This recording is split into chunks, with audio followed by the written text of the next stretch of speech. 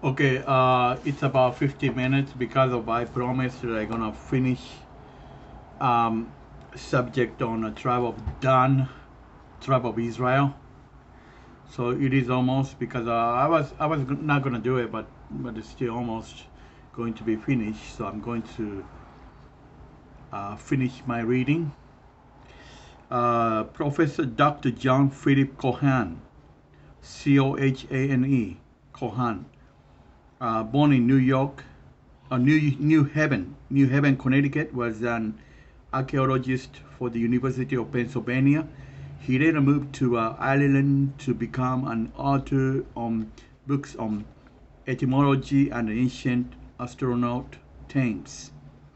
Cohen published Indestructible Irish in 1968, in which he proposed that the Irish people were of Mediterranean origin.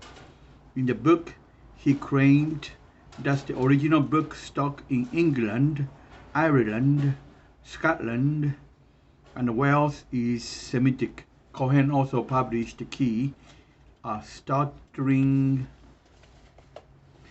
inquiry into the riddle of man's past. The book claimed that before Egyptian, Greek, Phoenician, 10 tribes, and Carthaginian eras, two major earlier worldwide Semitic migrations took place. Kohan believed that every civilization on earth had once been Semitic. He based his evidence on archaeology and etymology. The book has been reviewed as a piece of pseudo history. Cohen claimed that geographical names in America have a Semitic origin. He also believed that six-word roots are found in most place names of most languages. Obviously, his work was also not accepted. It is highly likely that this work of the researcher will also not be accepted by the mainstream academia with their prescribed and fixed ideologies. But the truth-seeking believer in Hashem will not need to be convinced, as the biblical proofs backed by the other host of evidence will speak for itself. From these researchers and others, books and various other research materials following fact below are firmly grounded. Many Christians, such as Alan Campbell in his book Israelites Were in America Before Columbus, are supporting this fundamental truth and also encourage a new awakening to the truth about the Columbus myth and the support for the Jewish nation's voyage. The Israelite Phoenician came to America first.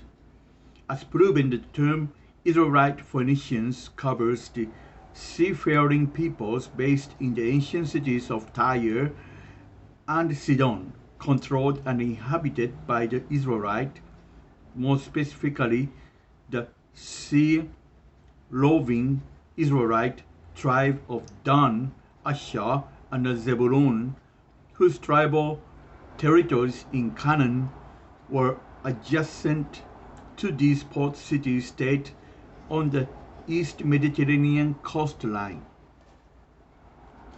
As discussed, these peoples planted trading posts and mercantile colonies all along the shores of North Africa and Spain, and they engaged in a flourishing tin trade in the southwest corner of British Isles, via Greece, and all the way to the Black Sea where the Scythians were settled. Their ships passing through the Strait of Gibraltar, then known as the Pillars of Hercules, venturing into the Atlantic were an everyday activity. As long ago as 1913, also T.C. Johnston, in his book Did the Phoenicians Discover America, claimed that the American continent was discovered and settled by Phoenicians and Hebrews who kept in contact with the Middle East for some 300 years. He claimed that North America was the biblical sphere, visited by the fleet of King Solomon, and he outlined some 26 points of comparison between the civilization of the eastern Mediterranean homeland of the Phoenicians and Hebrews, and the Mayan, Inca, and Aztec civilizations in the New World. Further research by Professor Dr. Barry Fell point to Punic or Phoenician inscription found in New England, Ohio, and West Virginia, and also the discovery of coinage and trade goods in the United States which had come from the Phoenician city of Carthage in North Africa. We will investigate some of these undeniable factual items further below. Okay, the ancient Celts came to America thereafter. The name Celt was the designation given to those peoples who emerged from the same geographical location where the so-called lost tribe of Israel had disappeared from at an earlier stage of world history. These people migrated across Europe to eventually settle in the British Isles and the coast of France and Spain. They were a well-organized sea power at the time when Julius Caesar and his Roman legions invaded Britain in 55 BCE, and Julius Caesar in fact makes reference to their ocean-going vessels. Professor Dr. B. Fell has identified America's Stonehenge of megalithic structures at Mystery Hill in the town Salem from the route Sharon, New Hampshire, in the northeast United States discussed further below. He claims that other sites dedicated to the same Celtic habit have been located in Vermont together with Celtic burials, urns, and other artifacts. Then the Irish and the Welsh came to America next. It has been rightly said that when the Norsemen, Scandinavians, arrived in North America in the 10th century, they found that the Irish had got there before them. Although skeptics have ridiculed the legend of the Irish monk Brendan and his journey to America in a hide-covered coat known as demonstrated that a route described in the legend from Ireland to Newfoundland and on to Florida by way of the Bahamas is indeed accurate.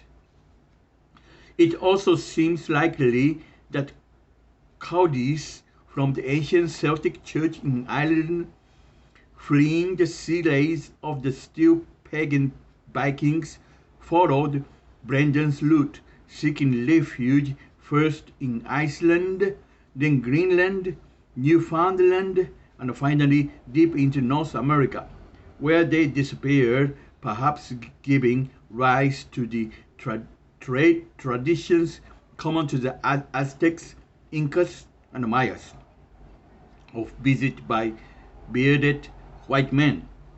Legend and the traditions also persist that the Welsh prince named Madoc and his followers, fleeing from violence and bloodshed in Wales, escaped by ship and using ancient Celtic maps and chart, crossed the Atlantic and landed on American soil at Mobile Bay in 1170 CE. Moving inland, they built fortified settlements in Alabama, Georgia, and Tennessee, giving rise to later claims of discovery of Welsh Indians between the mid 1500s and early 1800s. George Catlin believed that he had traced the descendant of these Welsh settlers among the Mandan Indians, many of whom were blue-eyed and whose language contained elements of Welsh. Remember, the group called Jewish Third Group, the largest third group, R1A and R1B, and most of American Native Indians has the R1A and R1B. Described that the Jews, American Indians are descendants of a 10 lost tribe of Israel. That's what I heard from previously from somebody talks about it. I think Dr. Jensen, a DNA expert, he wants to talk about it. So I will continue because my phone doesn't have a big memory.